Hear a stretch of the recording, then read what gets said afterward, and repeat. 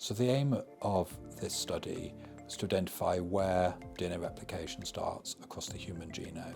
DNA replication begins at specific sites in a genome, and it's thought that these are hotspots for mutagenesis and for genetic change. And that change could be underlying a disease such as cancer or the acquisition of antibiotic resistance in a bacteria. So identifying these sites is the first step to understanding how this genetic change and disease arises. So we record the process of DNA replication in the DNA itself using a special modified DNA base called BRDU, and then we can read that out using nanopore sequencing, which can directly detect modified bases. That then gives us the dynamics of how that single molecule was replicated from the pattern in which it incorporated this modified base. Previous approaches have relied on averaging data from millions of cells.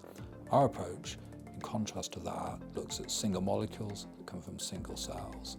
This is a technically advanced approach that requires a really interdisciplinary team within my group, experimentalists and computational scientists, combining with their expertise in technical genomics to generate really incredibly long nanopore sequencing reads.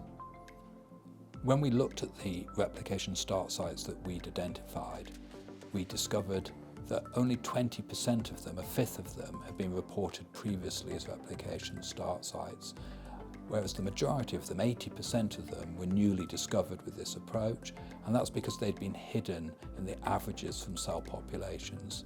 Yet this 80% are responsible for replicating most of the genome, so they're really important to the process of complete genome replication.